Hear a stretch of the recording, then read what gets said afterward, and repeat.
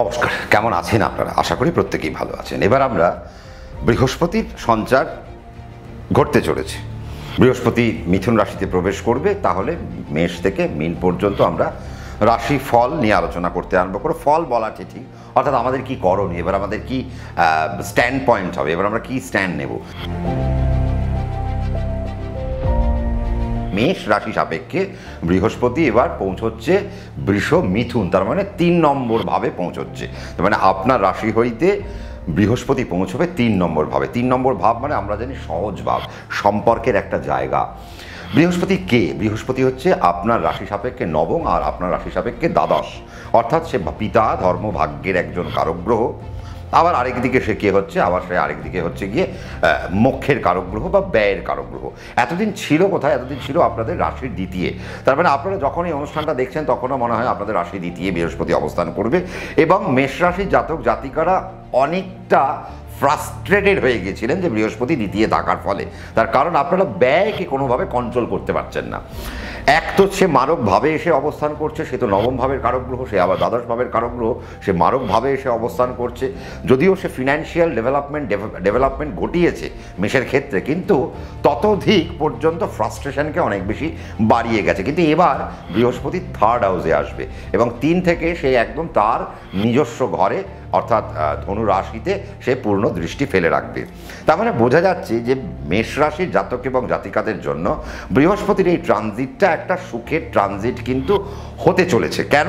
আমরা যদি অবস্থানগতভাবে ভাবি, আমরা নবতারা চক্র পরে আসছি, আমরা যদি অবস্থানগতভাবে ভাবি তাহলে বৃহস্পতি এখন ধর্মের জায়গায় ধর্মের কারক গ্রহ এবং ব্যয়ভাবের কারক গ্রহ বা মোক্ষের কারক গ্রহ, সে অঙ্গ তৃতীয় ভাবে আসছে। তার মানে তৃতীয় ভাব মানে সহজ ভাব বা আমাদের সম্পর্কের জায়গা। শুধু তা না, সেই জায়গাকে আমরা প্রোডাকশনের জায়গা হিসেবেও আমরা ধরে থাকি, অর্থাৎ প্রোডাক্টিভিটির জায়গা। 3 নম্বর ভাব হচ্ছে আমাদের প্রোডাক্টিভিটির জায়গা। এই যে আমরা ধরুন কাজকর্মগুলো যে করি, আমাদের যে কাজের যে সফলতাগুলো যে আসে, সেগুলো মোটামুটি আমরা দেখি যে এই লগ্নেরতে বা 3 বা চন্দ্রের 3 থেকে আমরা মোটামুটি এগুলোকে একটা ফ্লারিশেবল জায়গায় আমরা পেতে আরম্ভ করি। এবার বৃহস্পতির মতো প্ল্যানেট সে যখন 3 নম্বর জায়গায় যাচ্ছে, তার মানে বুঝতে হবে সে সম্পর্কের জায়গাকে দৃঢ় করবে। 1 2 নম্বর কথা হচ্ছে যে আপনাদের বিবাহ হচ্ছিল না, সেই বিবাহের জায়গাকে একটু প্রস্ফুটিত করবে। আচ্ছা, আপনারা 3 নম্বর থেকে আমরা আয়ুর জায়গাকে আমরা দেখে থাকি। তার মানে এতদিন যদি আপনাদের হেলথের পার্টে কোনো রকম মেষ রাশির জাতক জাতিকাদের সমস্যা চলতে ছিল, তো সেই সমস্যা এবার আস্তে আস্তে একটু হলেও প্রশমন হবে বা কমতে আরম্ভ করবে। তার মানে এখন আপনারা হেলথের জায়গায় আপনারা একটা আনন্দ পাবেন। আর কারা কারা আনন্দ পাবেন? যারা ইন্ডাস্ট্রিয়ালিস্ট বা যারা ম্যানুফ্যাকচারিং বা যারা কোনো প্রোডাকশনের সঙ্গে যারা যুক্ত রয়েছেন, তারা কিন্তু একটা বেশ আনন্দ পেতে চলেছেন আপনাদের যখন বৃহস্পতি আপনাদের রাশি সাপেক্ষে 3 নম্বর ভাবে যখন আপনার আসবে।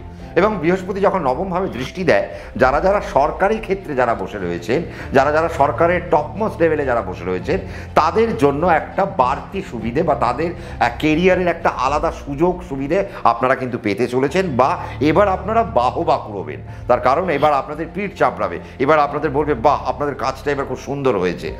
আর কি ভালো হবে? যারা যারা রাখি মালের ব্যবসা করেন, অর্থাৎ যারা যারা স্টক আলু স্টক করেন, যারা যারা ধান স্টক করেন, পেঁয়াজ স্টক করেন, এই রকম রাখি মালের যারা ব্যবসা করতে চান, তাদের জন্য এখন কিন্তু একটা বেটারমেন্ট হতে আরম্ভ করবে। আর কারা কারা বেটারমেন্ট করবেন? বৃহস্পতি কোন তত্ত্বে পৌঁছচ্ছে দেখুন। বৃহস্পতি বায়ু তত্ত্বে বসে রয়েছে। এবার আপনারা যারা যারা অ্যাভিয়েশনে যুক্ত রয়েছেন, যারা যারা ক্যাবিন ক্রু হিসেবে যারা যুক্ত রয়েছেন, যারা এয়ার হোস্টেস বা যারা পাইলট বা আপনারা যারা অ্যাভিয়েশনের বিভিন্ন ক্ষেত্রে যারা যুক্ত রয়েছেন, তাদের জন্য এই মুহূর্তে কিন্তু একটা দারুণ একটা সুযোগ আসতে চলেছে।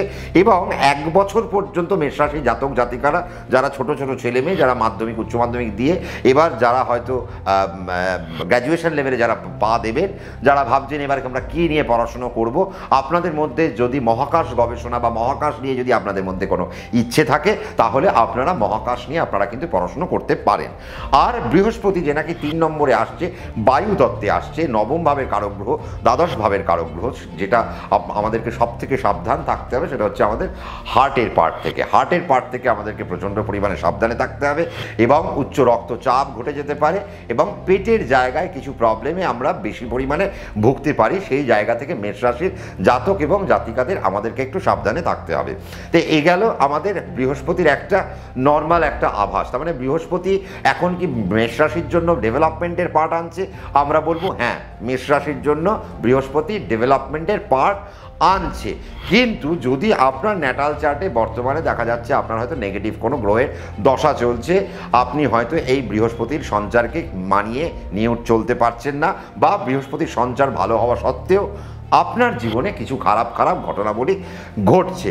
কেন ঘটছে? তাহলে দেখে নিতে হবে কি আপনার দশা অন্তর্দশা, এবং এই যে বৃহস্পতি যে সঞ্চার করবে মঙ্গলের নক্ষত্র, রাহুর নক্ষত্র আর বৃহস্পতির নক্ষত্র, তাহলে মেষ সাপেক্ষে আপনার যদি মেষ রাশি হয়, তাহলে আপনি যদি মেষ রাশির অশ্বিনী নক্ষত্রে জন্ম হতে পারে, আপনার মেষ রাশির ভরণী নক্ষত্রে জন্ম হতে পারে, আপনার মেষ রাশির কৃত্তিকা নক্ষত্রে জন্ম হতে পারে, তাহলে এই নক্ষত্র সাপেক্ষে বৃহস্পতি যে নক্ষত্রে অবস্থান করবে সেখানে বৃহস্পতি কি আপনাকে শুভ ফল দেবে নাকি অশুভ ফল দিতে দিতে যাবে?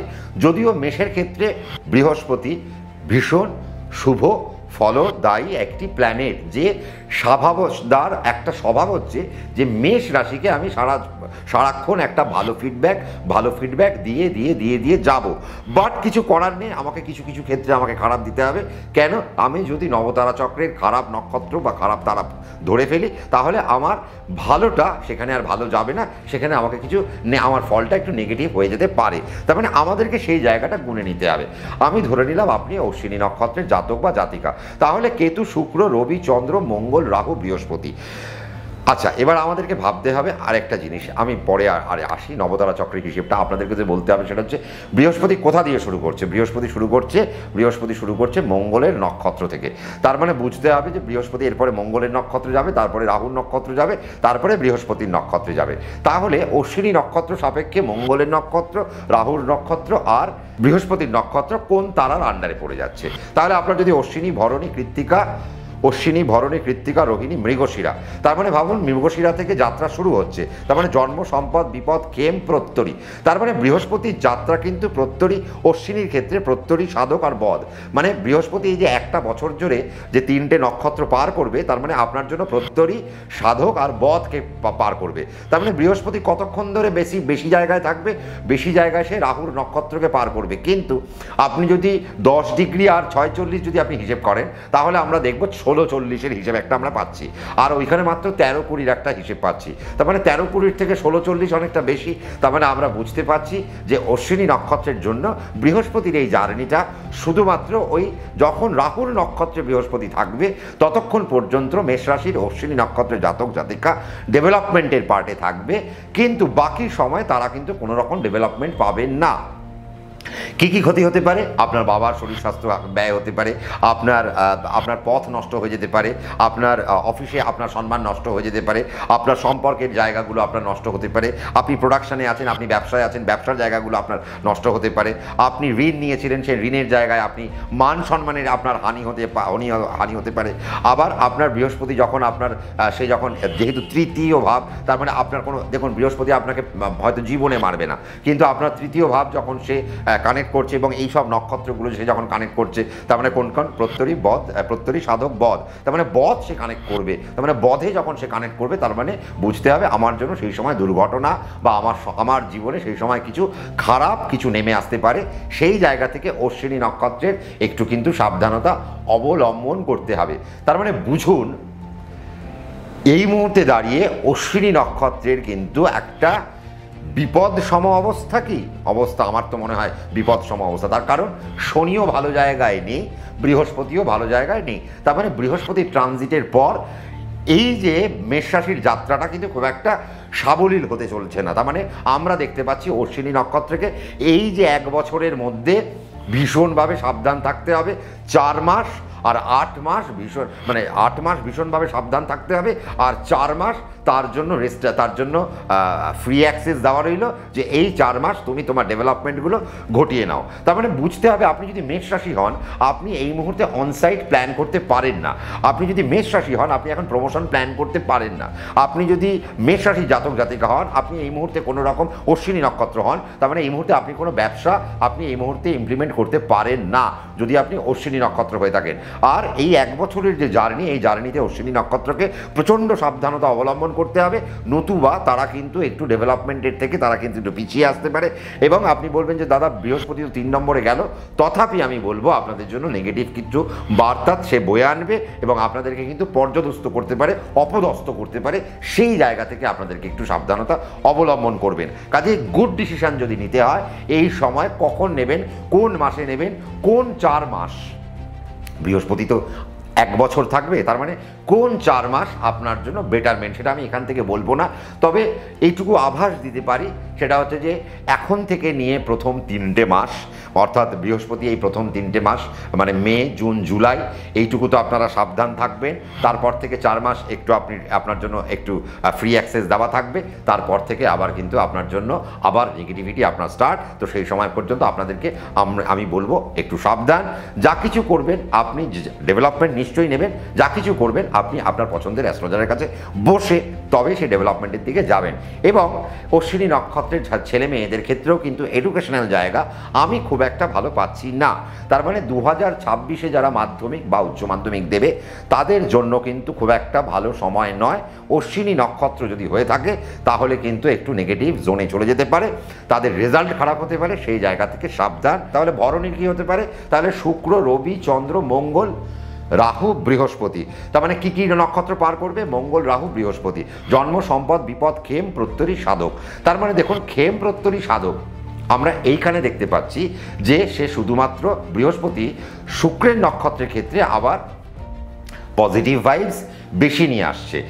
8 মাস ভালো, 4 মাস খারাপ। তার মানে আমাকে বুঝতে হবে যে ভরণী নক্ষত্রকে আর দাঁড়ালে চলবে না, অশ্বিনী নক্ষত্রকে দাঁড়াতে হবে। কিন্তু ভরণী নক্ষত্রের this is the right time যে এবার তার প্ল্যাটফর্মটাকে তাকে সাজাতে হবে, এবার তার বাগানকে তার সাজাতে হবে।